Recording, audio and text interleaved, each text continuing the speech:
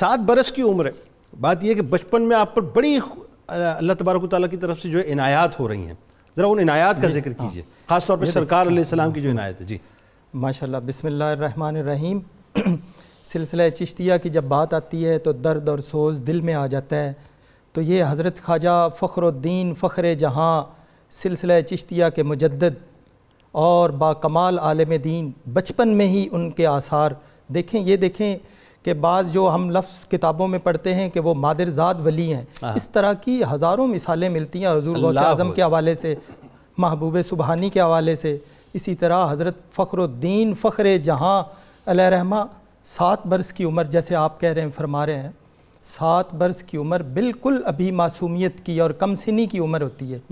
تو آپ پہ خاص عنایات بارگاہ رسالت سے, عنایات خداوندی اور بارگاہ رسالت سے خاص عنایات آپ اپنے والد گرامی کے. یہ چونکہ دیکھیں سلسلہ چشتیہ میں خاص جو چیز وہ ادب ہے. آپ جس درگاہ اور جس شیخ کی بات کریں گے وہ اس قدر ادب میں رچا بسا ہوا ہوگا. حضرت خواجہ فخر الدین فخر جہاں اپنے والد گرامی کے قدموں میں بیٹھے, آپ کے پاؤں دبا رہے ہیں, اور حضور اکرم صلی اللہ علیہ وسلم کی عنایات دیکھیں. آپ پہ جو ہی عنایات ہونے لگی اس سے پہلے آپ کی کیفیت میں ایک غنودگی سی آ گئی. آپ خواب میں تشریف لائے, آپ کو بن کے دانے عطا کیے, جو قہوہ اور دیگر لغات میں بتایا جاتا ہے, وہ ایک تحفے کے طور پہ آپ کو 7 دانے عنایت کیے اللہ حضور اکرم صلی اللہ علیہ وسلم کی بارگاہ سے. اور جس کو بارگاہ رسالت سے اس طرح کا تحفہ مل جائے تو وہ کس کمال پہ پہنچے گا.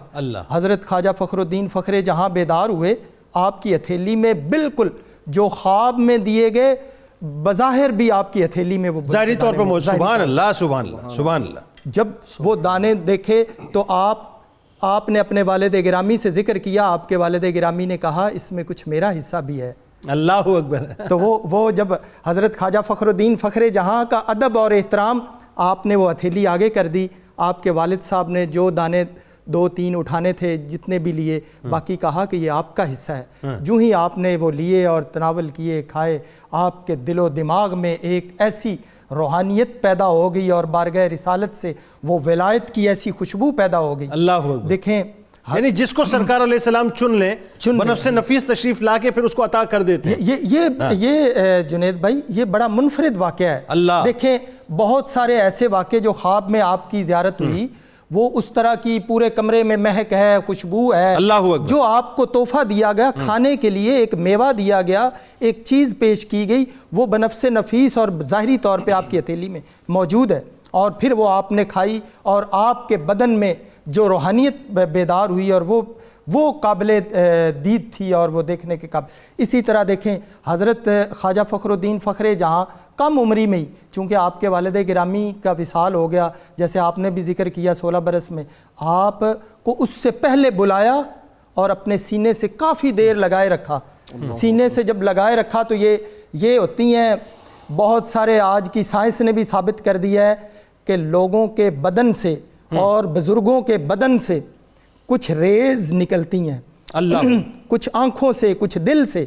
تو جب اپنے سینے سے لگایا تو ان کو ولایت کے بلند مرتبے اور چشتیہ درگاہ کی اور چشتیہ سلسلہ جو حضرت خواجہ اجمیر سے چلتا ہوا ہندوستان میں, ان کی دستار ان کے سر پہ رکھ دی.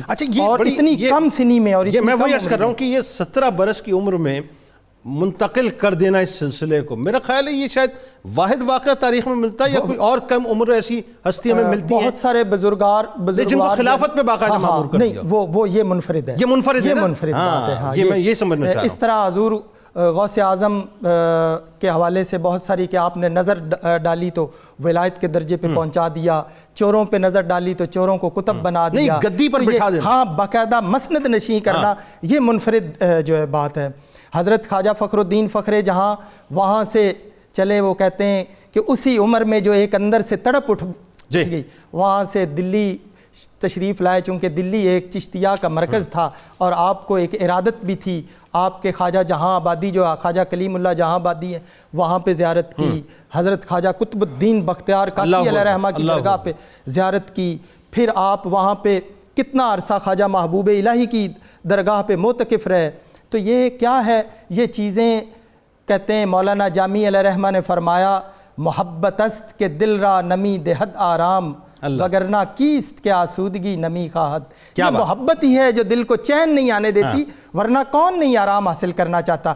تو وہاں پہ کچھ عرصہ معتکف رہنے کے بعد آپ پاک پٹن شریف کے لیے روانہ ہو گئے، چونکہ وہ شیخ بحر و بر جو چشتیہ کے شیخ ہیں، جن کے بارے میں ایک گولڑوی پیر نے کہا بابا ہیں فلک سریر ہیں گنج شکر، چشتی پیروں کے پیر ہیں گنج شکر، سبحان اللہ، پھیرے ہوئے جو ما سوی اللہ سے رخ، اللہ کے وہ فقیر ہیں گنج اللہ شکر۔ اکبر۔ تو اس کے لیے روانہ ہو گئے۔ ٹھیک، اور پیدل وہ پیدل جو روانہ ہوئے مختصر بتا دیجئے وہ ہوا کیا تھا واقعہ؟ وہ دیکھیں آپ پیدل، حضرت خواجہ آپ کے جو خلیفہ خاص اور پیارے دوست اور جن کو آپ نے خلافت عطا کی، پنجاب کے شہزادے جن سے آگے چشتیہ کو ایک نئی بہار ملی، نور محمد مہاروی، خواجہ نور محمد مہاروی علیہ رحمہ آپ کے ہمراہ سفر تھے، آپ کے ہم سفر تھے۔ آپ چلتے چلتے وہ پاک پٹن کے لیے اس وقت کتنی تکالیف، سفری صعوبتیں، مشکلات، ایک جگہ پہ پڑاؤ کیا آپ نے۔ چونکہ ان دنوں جو موجودہ سجادہ نشین تھے خواجہ محمد یوسف تھے پاک پٹن شریف میں، دیوان خواجہ محمد یوسف، ان کو طبیبوں نے بتایا ہوا تھا کہ سیب، تو آپ نے راستے میں آپ کو ایک قلبی الہام ہو گیا، آپ نے ان کے لیے تحفے میں سیب ہی خرید لیے۔ پھر پاک پٹن سے کچھ فاصلے پہ آپ نے رات گزاری، استراحت کی، اور صبح جو آپ وہاں پہ موجود نہیں تھے۔ خواجہ نور محمد مہاروی علیہ رحمہ فرماتے ہیں کہ میں حیران ہو گیا کہ آپ کے پاپوش تو ادھر ہی پڑے ہوئے ہیں لیکن خواجہ صاحب موجود نہیں ہیں۔ برہنہ پا جو ہے آپ تشریف لے گئے، یہ ادب کا یہ ادب کی جو بات ہوئی تھی پاک پٹن شریف میں، برہنہ پا وہاں پہ پہنچ گئے اور کہا کہ کل قیامت کو میں یہ بتاؤں گا کہ میں بابا صاحب کے مزار پہ کیا ننگے پاؤں حاضر ہوں۔